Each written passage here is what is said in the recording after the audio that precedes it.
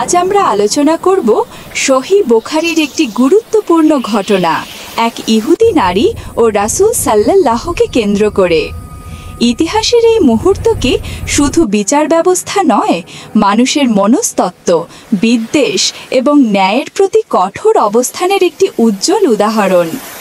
এটি কেবল গল্প নয়, এটি একটি শিক্ষা। এক প্রবীণ সাহাবী, কেউ বলে সালামা ইবনে আকওয়া, কেউ বলে অন্যজন, একদিন মদিনায় আহত অবস্থায় পাওয়া গেলেন, শরীরে গভীর আঘাতের চিহ্ন। লোকেরা জিজ্ঞেস করল, এটা কে করল? বৃদ্ধ সাহাবী মৃত্যুশয্যায় ইশারায় একটি ইহুদি নারীর দিকে ইঙ্গিত করলেন, যিনি তার কাছে চলাফেরা করতেন। তার মৃত্যুর পর বিষয়টি পৌঁছল আল্লাহর রাসূলের কাছে। রাসূল সাল্লাল্লাহু কখনো অভিযোগ শুনে তাড়াহুড়ো করতেন না।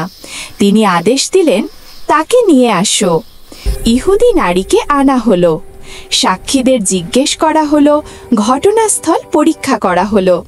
ইহুদি নারী অস্বীকার করছিল, কিন্তু ঘটনাবলী এতটাই সঙ্গত ছিল যে তাকে বারবার জেরা করা হলো।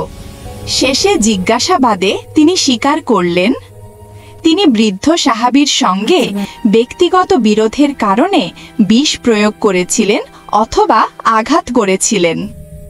এটি ছিল স্পষ্ট হত্যা এবং ইসলামী শরিয়া অনুযায়ী কেসটি কিসাসের রূপ নিল। রাসূল সাল্লাল্লাহু এর কাছে যখন হত্যার স্বীকারোক্তি পৌঁছালো, তখন তিনি কিসাস বা প্রতিশোধমূলক ন্যায়বিচার কার্যকর করার আদেশ দিলেন। ইসলামে কিসাস কঠোর শাস্তি নয়, এটি ন্যায়বিচারের ভিত্তি। এখানে ধনী, গরিব, মুসলিম, অমুসলিম সবার অবস্থান সমান। সহিহ বুখারীর বর্ণনা অনুযায়ী ইহুদি নারীকে কিসাস হিসাবে মৃত্যুদণ্ড দেয়া হয়। এটি ছিল নির্মম নয়, বরং ন্যায়ের সঠিক প্রয়োগ। রাসূল সাল্লাল্লাহু আলাইহি ওয়াসাল্লাম কখনো ব্যক্তিগত প্রতিশোধ নিতেন না, বরং শরিয়া অনুসারে ন্যায় বিচার করতেন। এই ঘটনার শিক্ষা, ন্যায় বিচারে কোনো জাতি ধর্মের ভেদাভেদ নেই। অভিযোগ এলে বিচার ছাড়া শাস্তি নেই। নবী সাল্লাল্লাহুর ন্যায়নীতি ছিল সবসময় সত্যের ওপর প্রতিষ্ঠিত। অপরাধ স্বীকার না করা পর্যন্ত কাউকে দোষী ধরা হয়নি। ইসলামে কিসাস মানে ন্যায়, প্রতিশোধ নয়।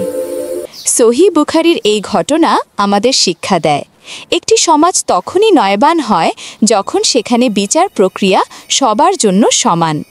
রাসূল সাল্লাল্লাহু সাল্লামের জীবন আমাদের শেখায়, ন্যায় প্রতিষ্ঠা করো, যদিও তা তোমার নিজের বিপক্ষে যায়। দর্শকদের ধন্যবাদ।